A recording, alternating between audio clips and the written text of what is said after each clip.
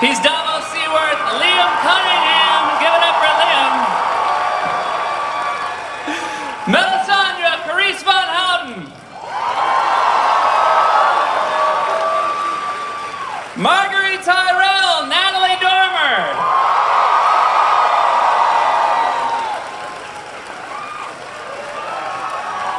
She's Sansa Stark. Give it up for Sophie Turner, everybody. He answers to Theon or Reek. Give it up for Alfie Allen.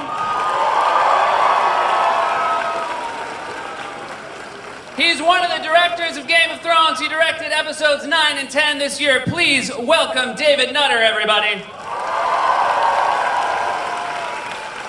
She plays Gilly, Hannah Murray.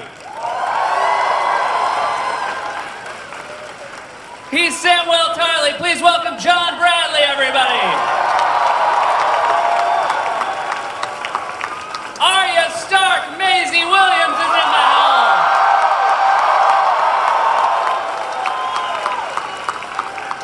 He plays Varys. Please welcome Conleth Hill. And she is an executive producer. Please welcome Carolyn Strauss, everybody. And Liam, you can come out now as well. Thank you, Liam. Yeah! So this is very exciting because it's always fun to see all of you guys together because on the show, of course, we don't see you together enough. I met Maisie and Sophie last year here at Comic-Con, and it's safe to say you guys see each other in San Diego more than you see each other in Westeros. Is that? I think that's true. We see each other more outside of the UK than we do. And is it nice this time of year when you can get together and actually see the cast? Is that nice for everybody?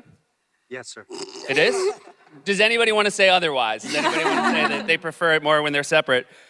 So here's a question I have. How many of you, because we're at a very interesting point of Game of Thrones where we are now up to the books. So how many of you had read the books? How many of you were so curious as to the outcomes of your character that you read ahead? Did anyone? Gwendolyn, you did the reading? I did the homework. All right, that's very good. For once. And now for everyone else, did fans of the books ever ruin it for you? Did you have to prevent that from happening when people came up to you? Is that something that you were at risk of? People would come up and be like, Arya goes blind. And even though I didn't know, I'd be like, yeah, I know. Yeah, I'm so aware of that. And pretend I knew when I didn't. And now that I guess the question for everybody, now that we are now beyond the books, what level of secrecy are they holding you guys to? Is it more intense than ever? Yeah, far more intense. Mm-hmm. Like when you get scripts, do you have to sign like a million things? We can't tell you. You can't even tell me the level of secrecy. You can't even say there's a lot of secrecy. No. Wow. If Varys can't tell you, no one can tell you. So obviously that's got it for Carolyn. For you guys, that has to be a huge issue this year. Major issue. And fans of the show, I think, will follow every piece of casting, every location photo. Do you have to try harder than ever now that you are sort of at the book point of the show? Yeah, I think we're at the book point and we're at the, the world and the balance point. And so I think that, we've always tried to maintain a level of surprise for people who watch the show. Thank you. Thank you. With every, season it gets more and more. What are the conversation levels like with George at this point and the writers of the show? Like, how much are you talking to him to? I think they talk to him, as much as they have before. I mean, he's laid out a lot of sort of what his thinking was going forward, and then Dan and David have jumped off from there. Got it. I will say it's so wonderful to see all of you out of costume because some of you have to wear some pretty lousy costumes.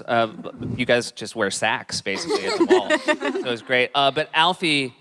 I have a loincloth. Seeing you the best, seeing you with 10 fingers and 10 toes is just outstanding. Thank you. Yeah. Thank you. You went through probably one of the roughest seasons, the last couple of seasons. Yeah, I think seasons 3, 4, and 5. Yeah, they're all pretty rough. If you were a little nicer in seasons 1 or 2, maybe that would have happened. Yeah, well, Lesson for us all. I think one of my favorite things about the finale was, Theon finally making a choice like make a decision. Was that exciting for you to read that and see that you actually got to move in a different direction than you'd been in? Yeah, I mean, it was, as an actor, it would have been interesting to see sort of where it could have gone if perhaps it would have gone darker. But yeah, it's nice to sort of see some light at the end of the tunnel for the character. I am a little bit human. John and Hannah, so happy Gilly and Samuel finally got together this year. That was I think everyone is. The will they or won't they of Game of Thrones, the Sam and Diane, if you will. But you have to be worried because most times when people hook up on the show, it doesn't like portend good things. What are you looking forward to with your relationship moving forward? Where do you hope that it goes? I think Sam would just happily accept more of the same. Yeah. I don't think Sam's one of those people who tries to inject a bit of exotica into his sex life. Yeah. I think he's kind of happy. So is that maybe when he's looking at all those books, you think that's actually what he's reading about? Oh, he's hollowed the books out and stuck a few little sketches in. Well, I've said it before, that I think up until, Gilly, Gilly, Yeah. I always thought that Sam used to think about sex the way that most people think about space. In so much as it's something that goes on, he's got nothing to do with it. I think he used to see it from a purely kind of academic standpoint. Nothing that he thought he'd have. He's fascinated by it in a kind of childlike way, but nothing that he thought it's similar to the way I am with dancing or something like that. But the thing about when Gilly turned up and gave him a bit of practical, it just occurred to me, I don't know enough about science to be able to finish that metaphor off. So, thanks again, school. I wouldn't be surprised if the whole season 6 is just you walking around saying, "Did you hear? Did you hear my excellent news?" Well, he's done that before. He killed a White Walker, swanned around for a few seasons telling everybody about it. Nobody believed him. Do you know what? Such as Sam is, I reckon even less people will believe this. Yeah. David, you directed the last 2 episodes, which were fantastic. The end of episode 9, the dragon in the fighting pits, one of the most incredible scenes in the history of the show. Thank you. How much longer did it take to shoot that than a normal episode? Well, all I know is for that sequence, it was 2 days of second unit, and then we had 10 days of first unit that we shot. So it was about a 10-day experience for myself that I just wanted to physically survive it, and fortunately I did. And the dragon trainer just must be essential. You got to have a great dragon trainer and good treats. Yeah. Natalie, Marguerite, one of the toughest characters to figure out. I feel like she's at a sympathetic place now. What I love about her, the more she dislikes somebody, the nicer she is, which must be fun to play. A lot of fun, yeah. Yeah. Poor Marjorie, they left her in a cell. Yeah. That's where I guess we're just going to find out how she's doing. Yeah. Oh, Marjorie. She needs a shower and a coffee, I'm sure by now. I think you should do a crossover with Orange is the New Black, I think. I'm just throwing that out there. I know I it's think like that's an dinner now, excellent we're young. idea. Gwendolyn, I don't want to blame you for the things your character did. Go ahead. You had one job, which was just to keep an eye out for a candle in a window. One job. You blow it, and let's be honest. I didn't blow the candle. I didn't mean that. I mean... Too soon. What can I say? I feel like I had to stand for 3 months watching a window to wait for a candle. Well, I mean, give me a break. you don't have to take these oaths. You know what I mean? Like that's how Sometimes oaths I just work. take on a little bit too much. I'm What just can saying. I hope season I'm 6 ambitious. we see Brienne's peer review because I think she's gonna not like what she hears. Varys is one of the most interesting characters, both in the book and in the show. So you're wonderful playing.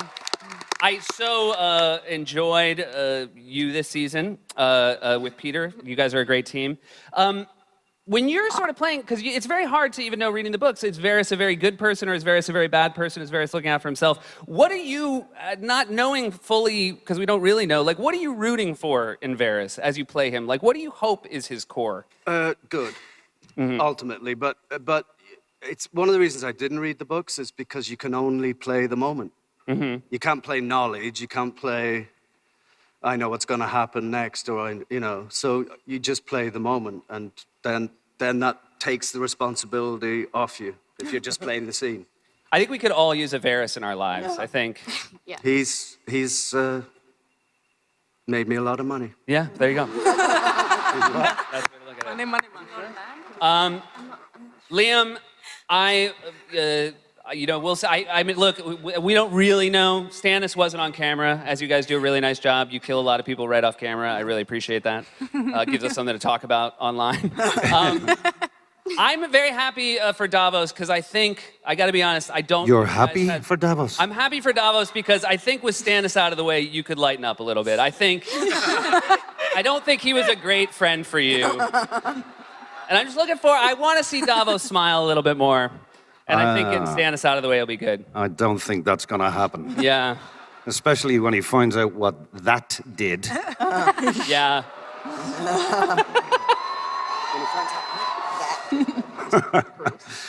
Yeah, again, you didn't have to, you should have stayed, and it wouldn't have happened. Oh, yeah, hold on.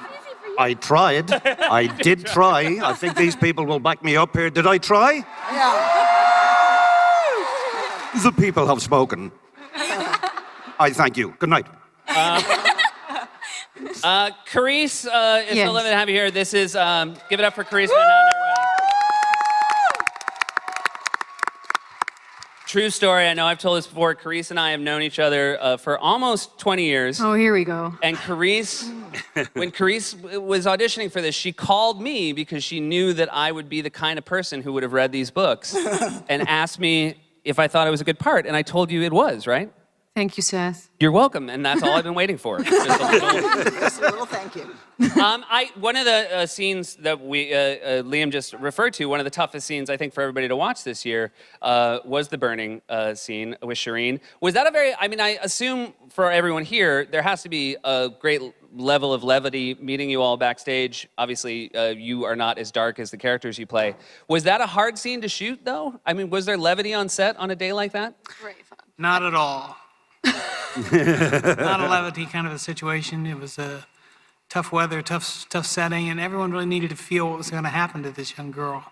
And we were all into it. The actors were all into the sequence. The extras were into it.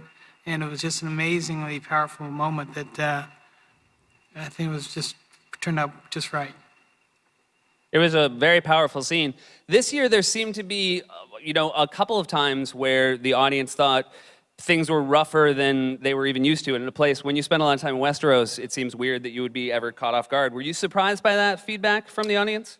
I think people like to get involved in a conversation, and I think also the more you know your characters, the more painful it is when something bad happens to them. And somebody like Shireen, when that happened to Shireen, I mean, she's such a really interesting, and you just feel for this girl, and but just because it's painful doesn't mean it's not a good point of the story. And I think it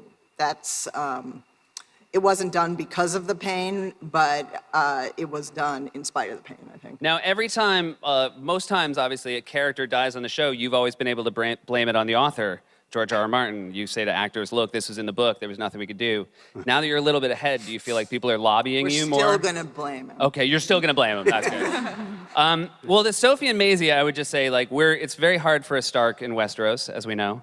But we sort of started the show with the Starks, and I just need to ask you guys to do whatever you can to either lobby George R.R. or the creators of the show, because I really think, as fans of the show, we need you guys to stay alive. So can you do that for us? We're trying, dude. Trying? We're trying, but they keep on doing bad stuff to us, you know? Yeah.